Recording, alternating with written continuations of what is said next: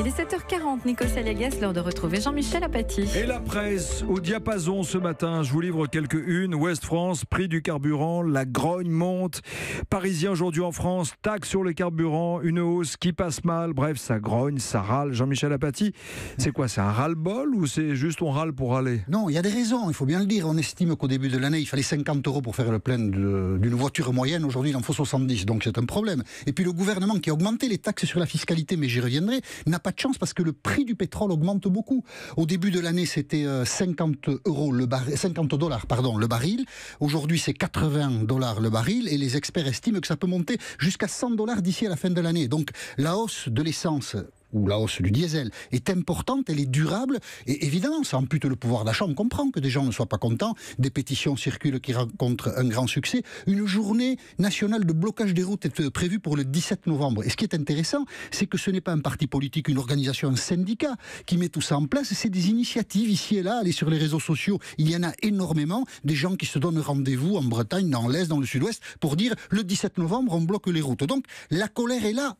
On peut la comprendre. Et en même temps, l'augmentation de la fiscalité sur l'essence se justifie pleinement. Ça n'est pas une politique qu'a décidé d'ailleurs ce gouvernement. Ça a démarré en 2015 dans la préparation de la COP 21. Le gouvernement poursuit aujourd'hui deux objectifs. D'abord, en augmentant davantage les taxes sur le diesel, on veut l'aligner avec l'essence. Là, c'est une mesure contre la pollution atmosphérique. Bon, c'est pas idiot ça. Okay. Même si on a incité les gens à acheter du diesel avant. Mais d'accord, c'est pas idiot. Et puis, par ailleurs, on augmente la fiscalité pour essayer de détourner les gens des véhicules à moteur thermique, essence et diesel et pour les amener vers l'électrique et l'hybride. Et avec l'argent collecté donc de ces taxes, on va financer des primes pour aider les gens à changer de voiture. Les constructeurs et l'État vont aider. Et là, on lutte contre le changement climatique. Alors, on reproche au gouvernement, moi je l'ai fait ici, de ne pas assez lutter contre les effets du changement climatique quand il mène une politique pour lutter contre ces effets-là. Et si on lui reproche aussi, alors on est quand même totalement incohérent. Il faut alerter de ce point de vue les oppositions. Je crois que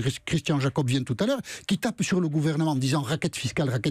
Mais il faut bien faire quelque chose si on veut que l'état de la planète ne continue pas à se dégrader. Il faut appeler les oppositions à sa responsabilité et la palme ou le bonnet d'âne, vous choisissez, va ce matin à Ségolène Royal, ancien ministre de l'Environnement, qui avec un certain talent pendant des années nous a dit la planète, et qui, depuis le début de la semaine, parce qu'elle veut revenir dans la politique active, Ségolène Royal, parle de matraquage fiscal du gouvernement et c'est insupportable. Et Madame Ségolène Royal, c'est pas très digne de faire ça, c'est de la démagogie absolue et vous avez mené d'autres combats qui méritaient d'être menés là pour vous éviter ce genre de compromission.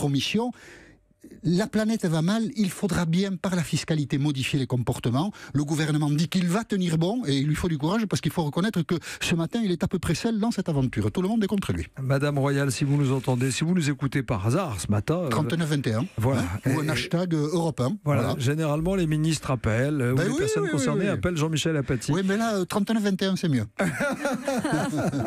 Jean-Michel Apathy tous les jours à 7h40.